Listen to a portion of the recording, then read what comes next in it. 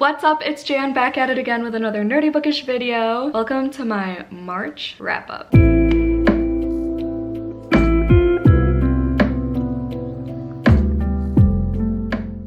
So, handy dandy stitch mug, as always. This is kind of late, as always. I am filming this on April 16th. Love that for me. And I still have 2 vlogs from March that I need to edit and get up. Anyway, March was my best reading month thus far this year for sure. And for like, as of the past, December was a pretty good month too. I don't even know, but it's been a while since I've had this good of a reading month. Mostly because of Tis a Damn Readathon, which I was a co-host for. It's a Taylor Swift readathon that I hosted. It was all month long and it had all these prompts, so it was very motivating. If y'all are new here, you might not know, but I do all my wrap-ups in the format of the reread, rewrite, burn tag. So I have all the books I read in here on little slips of paper. I choose 3 at a time and then I either reread, rewrite, or burn them, and it's basically fuck, marry, kill, but make it bookish. That's what the handy dandy stitch mug is all about. As always, I start with stats for the month, and this usually takes quite a long time, so I'm sorry. I know some of y'all say how much you love hearing all my recap situations. So grab a snack, grab a drink. I have my free Dunkin' coffee that's super watered down. We have a lot of books to talk about today. I read a total of 21 books this month. Crazy. Last year, January and February were some of my best reading months, and they were 20+ books each. So this was great. Granted, 4 of them were for this tarot vlog thing that I was doing childhood nostalgic things for. So I read 4 middle grade books like from my childhood, but still 21 minus 4, that's what, 18?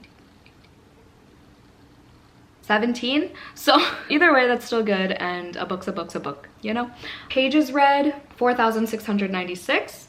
Best book of the month. Oh, I forgot to grab the books. I'll just grab them as I go. My best book of the month, 5 stars. It's on my favorite shelf. The writing is exquisite. The premise is exquisite. A Certain Hunger by Chelsea G. Summers. If you follow me on Instagram, you know I was constantly raving about this book. I would not shut up about this book. I have so many tabs in it. The writing is impeccable. If you like books about food, again, exquisite. But the main premise is that this is a female serial killer. I forgot her name already. Was it Dorothy? It was Dorothy. This one dude called her Dorothea, so I counted it for that prompt for Tis a Damn Readathon in blank space, a character whose name appears in a Taylor Swift song. Dorothy, yeah.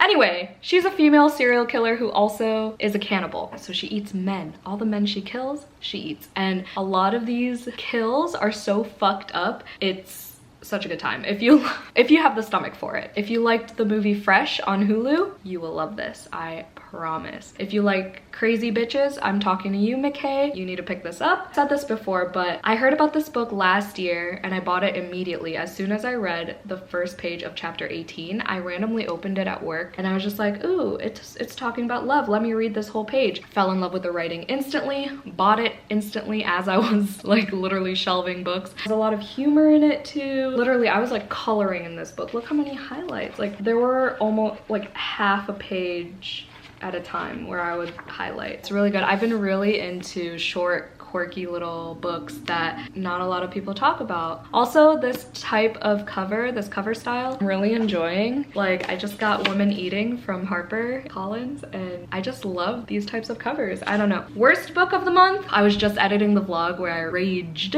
about this book. Comfort Me with Apples. Don't even know the author, don't even really care, but it's another one of those short, quirky little weird books. I just hated the twist. I hated the turn it took. It was 103 pages. The whole thing about it was just not my cup of tea. If you know, you know. I damn near spoil it in my other vlog. Like, I didn't even care. In my vlog, I was like, if this is the hill you're gonna die on to cancel me, okay, I'm sorry. I gave it 2 stars because there were parts that creeped me out in the beginning when I didn't know what the twist was, but once the big reveals happened, I was not in it. I was pissed off. I was like, really? Like, it's one of my least favorite tropes, and I don't even know if I want to call it a trope. Yep. Comfort me with apples. Not it. Number of Chicago appearances, 4. So out of the 21 books I read, only 4 mentioned Chicago. That is stellar. If you didn't know, I grew up by Chicago, kind of like 30 minutes. So like I just have bad associations with the city, and just I get anxiety as soon as I enter that area to any extent. And like the traffic, the people are awful. Since then, since I've grown a hatred of it, it's been appearing and haunting me in all these books and movies and shows that I watch. So I keep track of it. Number of BIPOC authors, 3. I'm ashamed of it. I've been really bad at being intentional, but I'm getting better. I've read quite a few this month already in April, and then May for AAPI month. We're gonna get it together here, I promise. Books left on TBR, 4 out of 10. So that's pretty good. I keep like a 10 official TBR, and then I have like my buddy reads and then like my carryovers. Reading 6 out of those official 10 is pretty damn good for myself. One day I'll get all 10. One day, hold me to it. I did not read a classic. I gave up on that goal like January pretty much. I was like, I don't want to force myself to read a classic if I'm not in the mood, you know? I'll read Jane Eyre and Emma and whatever else eventually. Just not when I'm forcing myself to. Jessie card. Okay, so I didn't do one for April, but I pull one of my bestie Jessie's cards. They're TBR cards. The one I pulled is Read a Booktuber's Wreck. So for that, I read The Risk by S.T. Abbey, which is the first book in the Mindfuck series. I read it on my Kindle, so here's the ugly ass cover. McKay and Hannah, I think those are the only 2 who have recommended it to me. So they are both booktubers, really great booktubers. So if you haven't subscribed to them, I will have their channels linked down below. 500 plus pages. I read A Court of Silver Flames. I read this behemoth. Link my vlog for it down below. I pretty much just finished the last like 30 pages in March, but still counted it. I still counted it for Tis a Damn Readathon. I didn't care, but I made it through without the audio. I started the audio. I maybe read like 20 pages of it on audio, but I hated the narrator. I read this all physically, and I am quite proud of it. I gave it 4 stars. Oh, I gave The Risk 5 stars. For Buzzwordathon, I read The Paris Apartment. The buzzword this month was locations. And if you don't know what the Buzzwordathon is, it's hosted by Books and Lala here on BookTube. And there's basically a word that you need to read books with that word in the title for. And there are like a bunch of different ways to do it. So I just participate by reading one book that fits the buzzword per month. And yeah, Paris, The Paris Apartment by Lucy Foley. I really enjoyed this book. I gave it 4 stars. I know it has a lot of mixed reviews. I know a lot of people hate it. I enjoyed the vibes more than anything, the atmosphere. The twists were kind of dumb. There was a lot of social commentary on like sex workers. There were multiple twists. I probably enjoyed like maybe half of them, maybe 2. I don't know. It's multi-POV, so there were a lot of storylines going on, and one of the storylines included obsession, which is one of my favorite tropes. So love that part. Love anything set in France. Love books that incorporate the French language. The writing itself though was kind of mediocre, and there were definitely some parts that I was just not into and thought was stupid, but I read this super quickly, so it's not like it wasted too much of my time, you know? I really enjoyed attending Gabby's book troop live show for it. I was so glad I was able to participate this month, and Lexi was her guest from Alexandra Roseland. That was super fun, and it honestly made me like the book even more discussing it with them. It was such a fun time. Oh god, I can't believe I forgot to talk about this. My main gripe about this was how Lucy Foley, is it Foley or Foley? I don't know, but Lucy Foley overused colons, not semicolons, colons. It wasn't even grammatically correct. Honestly, probably 80% of the time it wasn't grammatically correct. And I started circling every single one, and there would be 5 on a page, not even joking. Bruh, all those circles, the little circles, those are all colons that may or may not have been misused. I was over it. Just use periods. I don't understand. It made no sense to me. I did not like that writing style whatsoever. This is my first Lucy Foley book. I have yet to read the guest list. I do own it, but I'll give it a shot after this. I am keeping up with my nonfiction goal to read 1 a month, and this month I read Broken in the Best Possible Way by Jenny Lawson. I got this from the library, and I decided on this one because there was a virtual author event where Jenny Lawson was on a Zoom call, and it was like at my library, so I attended, and I wanted to read the book beforehand to understand her better. And I love her personality. personality. I loved her humor. I gave this book 4 stars. There were a couple rat scenes which I hated in that book, so that was triggering. That's like obviously a personal problem. Jenny Lawson does a really good job discussing anxiety and other mental health issues and even physical issues. She has a couple of immunodeficiency disorders. I have rheumatoid arthritis, so I was able to relate to that. Her humor is great, her personality is great, and I will read more of her books. It was a super quick read and it was such a fun time. It was exactly what I needed at that time in my life. I needed something light and funny but also had substance, you know? It was a great balance between all of that. So I highly recommend Jenny Lawson if you haven't read any of her work yet. Some parts did get a little bit too try hard, but it was easy to look past because all the parts that weren't those parts made up for it. All right, getting into the actual wrap up. Let's do this. First one, A Court of Silver Flames, The Paris Apartment, and Junie B. Jones and the Stupid Smelly Bus. The Junie B. Jones one I got from the library. That was for my little vlog, which I will link down below because it's one of my most, it's one of the vlogs that, I'm very proud of this vlog, and it's one of the most proud I've been. It's one of the most vlogs, one of the proudest I've been about a vlog. Dude, I don't know how to word that, but I'm very proud of that vlog, so please go watch it. Probably burn Junie B. Jones because I've read it twice now in my life and I'm okay with it not existing anymore. And it's not like there's a whole 20+ book series in it, you know? Way more than that. It's like 30, 40 now, right? I don't even know. A Court of Silver Flames, I would rewrite. There was this one metaphor that I was told is supposed to represent Nesta's character growth, which I see. I was able to grasp that concept. I understood the assignment, okay, but I was not vibing with it because it was so redundant and it was so annoying because she would go down this spiral staircase just to get dizzy, go back up. Like I said that in my vlog, and then it would just happen over and over. And it's like, we get it. There are a lot of stairs and we get it. She is struggling and then she overcomes it by the end as she overcomes her mental struggles. It's not rocket science. It doesn't need to be every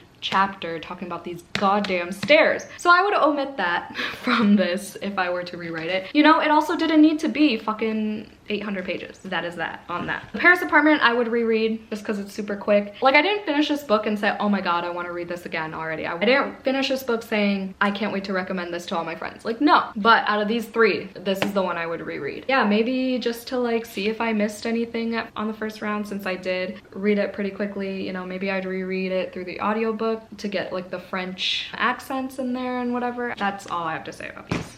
Next 3, we have The Risk by S.T. Abbey, Broken in the Best Possible Way, not all the ones I mentioned already, Deserter by Junji Ito.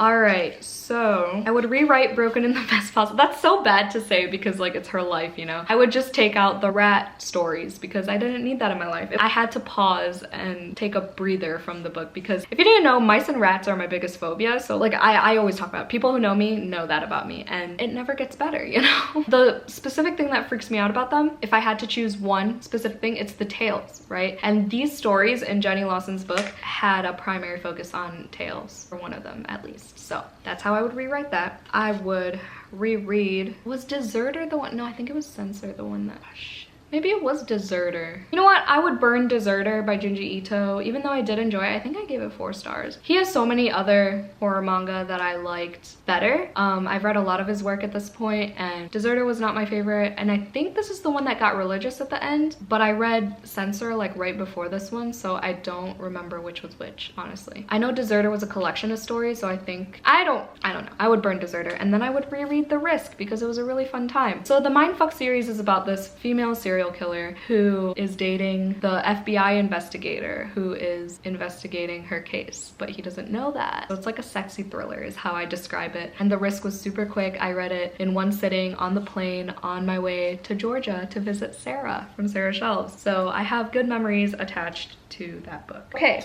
The next 3. Oh, I think I just grabbed 3 in one. Okay. Oh, speaking of Censor, Censor by Junji Ito, Flock by Katie, I always forget the author's name, but I read this on my Kindle. And then A History of Wild Places. Okay, I already know, hold on. This is kind of difficult because, okay. I told myself I would burn this book no matter what, but in relation to the other 2, if Censor's the one with the religious ending, I would burn Censor, but the fact that I'm not sure, damn. Okay, I would reread Censor because it's Junji Ito and he's king and I don't even care. Like, I would reread my least favorite ones. I don't care. Rewrite A History of Wild Places because it could have been so much more. It was pitched so well as a magical realism thriller cult book, and it just didn't give me what I thought was gonna be given. I gave it 3 stars still because there was one twist that I was fond of, but the other twists I've seen before. It wasn't as well done as the ones I've seen before. And also there was this one trope that I really hate that was in here. Yes, it was like culty, but it wasn't, I don't know, it didn't give me the vibes I really wanted. And the magical realism was like barely there. So I would rewrite it to make it deliver what it said it would. And then I would burn Flock. I think I gave Flock 4 stars actually. Oh, I gave Flock 3 stars. I enjoyed it. I don't know. I like the steam. The steamy scenes were really good. The overall premise, okay, decent. There were just some parts in the book where I was just like, I'm not into this plot, you know? Like, I don't know. It's reverse harem, if you didn't know, and it's the first in a trilogy. It's called the Ravenhood cycle. No, I just combined the Raven cycle and Ravenhood. I think it's just Ravenhood. So I read this for Deja's book club, The Swoon Sisters. I attended the live show and they were talking about how they call... Oh my god, I literally cannot film a video without sneezing. They were talking about how the author calls it the hood instead of like Ravenhood, you know, if you abbreviate Ravenhood, and it's like, I don't know, that bothered me. There were some confusing parts when it came to the plot, so I would burn that one. I'm just gonna move on. This video is going way too long. Franny K. Stein, Lunch Walks Among Us. Scarlet Angel, which is the 3rd mindfuck book. Oh, this I have to grab. And the 3rd one is A Special Place for Women by Laura Hankin. Okay, I would burn Scarlet Angel because the 3rd one was not, like, I felt like I was going through the motions when I read this. And yeah, it was so forgettable. I don't even know what happened, honestly. The 4th one I just finished though and I really liked. Scarlet Angel I would burn. Yeah, I can't really talk much about it because 1, I don't remember it, and 2, and even if I did, it's the 3rd in the series, so it would spoil a bunch of things. I think it talked about a case that like I wasn't really interested in. I don't know. I think it talked about a kid a lot, so I wasn't really there reading this book. I don't know, but I would burn that. I would reread Franny K. Stein, Lunch Walks Among Us. This was again for that tarot card video. I love Franny K. Stein. I'm convinced that she was my emo gothic awakening. She was literally me, like she loved bats and spooky things and whatever. And I just had such a good time reading this book. I want to read the entire series. I loved it so much. And it was super quick. Every page had a picture and it was just the cutest thing. And she's like an introvert. She loves reading books and staying in her room, and she was like, damn, I have to go outside, you know, because she didn't want to leave her room. Loved it. And then I would rewrite A Special Place for Women. This was my book club pick for March, and Noelle from Noelle 7. Ooh, hello sunshine. Hello sunshine. What's your name today? State Champs fans, anyone? Anyway, Noelle from Noelle 7 Pages was my guest, and it was such a fun live show. And we both had similar expectations for this and also similar letdowns.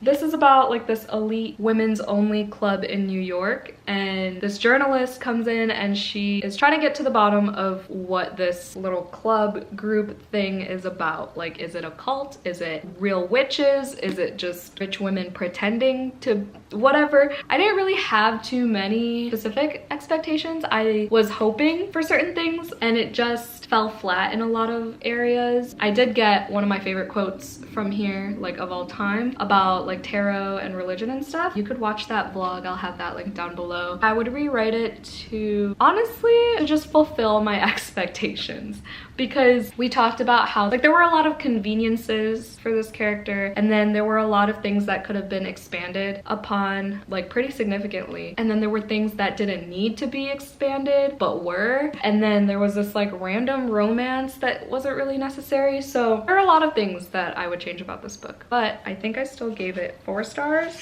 There you have it.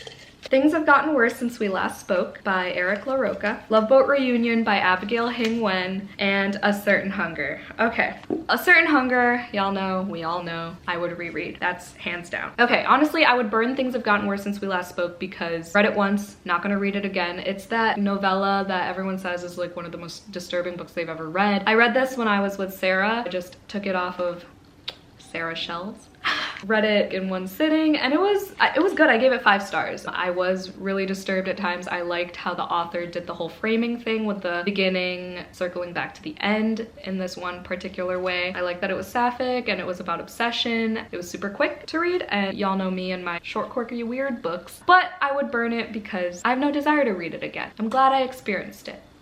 And then Love Boat Reunion, I gave 5 stars. I absolutely loved it. Wait, did I give it 5 stars? Am I lying to y'all right now? Love Boat Reunion. Oh, I gave 4 stars. I wanted to give it 5, but then there was, I'm rewriting this, where it doesn't have all the politics and money involved as much. I love how this author writes characters. She is a queen when it comes to writing characters with substance and layers and depth and a bunch of different things going on at once and resolving each one in a pace that is reasonable. Nothing is rushed, nothing is insta-love. Also, the high school drama that's unnecessary, but also okay because it's YA and it's bound to happen, right? But I would personally rewrite that. But the way she writes romance, just how characters interact with each other, friendships even, familial relationships, she is just so good at creating characters. Like, bow down to Abigail Hing-wen for her talent in that. The plot is decent too. Again, it revolves a lot around characters' struggles with things. And I said in my vlog, trigger warnings for familial abuse, physical and verbal. Our main characters, Sophie and Xavier, are literally one of my favorite couples ever in books. And Xavier has dyslexia. Sophie has these issues with what she wants to do with her life, identity crises basically. All these people are just trying to find themselves still, you know? Aren't we all though? But a lot of these things were really relatable. It gives you a new perspective into, you know, learning disabilities. It was a good time. I really enjoyed it. This was a sequel to Love Boat Taipei. I don't even think I mentioned that, but I really enjoyed both books, and I hope Abigail Hing-wen writes more, specifically with these characters, because I would hate for it to just be a duology. And Love Boat Reunion is a companion sequel to the first one, but I would read the first one before reading this. Okay. I was really happy that I was able to read 21 books because it's a full 7 rounds. I won't have any wild cards at the end, so love that for me. We have The Absent Author by, I forgot the author of the A to Z Mysteries, but I read that for the tarot vlog again. Oh my god, Dinosaurs Before Dark, which is the first Magic Treehouse book, which I read for that vlog. And then, ooh, Ninth House. Ninth House! Ninth House I would reread for freaking sure. It is currently on my favorites shelf. I just took it off of there. Yeah, I had a great time reading this one. I finally got around to it. I was like, mark my words, I will read this year. I used it for a bunch of prompts for the Backlist readathon and the Tizdam readathons. That's the vlog I'm editing right now, actually. So I'm hoping to get it up today, so it'll definitely be up before this one. So check that out if you haven't already. I gave this 5 stars. I love Alex Stern. She's one of my new favorite characters of all time. I love her savage comebacks, her witty insults and responses to people. She is a bad bitch. The world building in this, the vibes, the dark academia, absolutely loved it. If you didn't know by now, this is about Alex Stern, who can see ghosts, and she is given a full ride to Yale to help figure shit out for these secret societies that Yale has. And then a bunch of shit goes down that I honestly don't really remember, but I know I loved. And that ending, that very last line, made me so excited for the sequel. I'm glad I pushed it off this long so that I don't have to wait too long for the sequel. Hellbent, which just got announced not too long ago, and it's supposed to come out in January. I would definitely reread this. Maybe I'll even reread this before the next book comes out. Probably not, because it's a chonker. But there's that. Dinosaurs Before Dark, I'd probably burn, even though I really did enjoy it, but Magic Treehouse is a long-ass series, and I'll be fine. Without the first one, I've read it multiple times now in my life, so that's good. And then I would rewrite The Absent Author. I don't even know how I would rewrite it, because I really liked the twist. I said in my vlog that it has a better twist than a lot of adult thrillers, honestly. I don't even know how I would rewrite this. Okay, this is kind of a cop-out, but I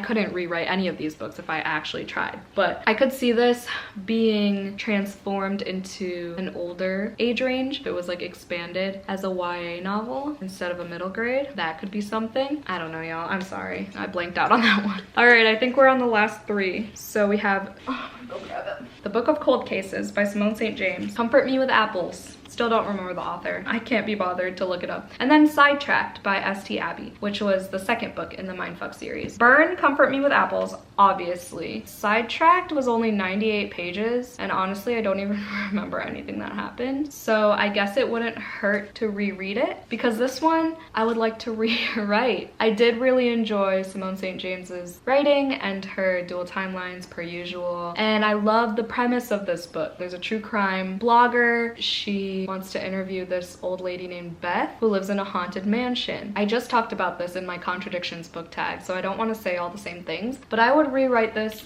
in a way that doesn't fall flat. I don't know, the ending just didn't do it for me. I don't even remember what the twist was, so make the twist more memorable maybe? Oh, trigger warnings for sexual assault and rape. Same with the Mindfuck series. The rape scenes are very graphic, so tread with caution if you're gonna succumb to the hype of that series because it's everywhere right now. I'm just gonna keep it there for this one because I've talked about this a number of times at this point. I would recommend reading The Broken Girls or The Sundown Motel if you've never read a Simone St. James. This one didn't live up to my personal hype. That is everything about all the books I read in March. If you made it to the end of this video, just put the green heart emoji in the comments down below because March, St. Patrick's Day, green. I think I already used that recently, but whatever. Thank you so much for watching. Hope y'all had a great day. Stay safe and stay positive always, and I'll see y'all in my next one. Bye!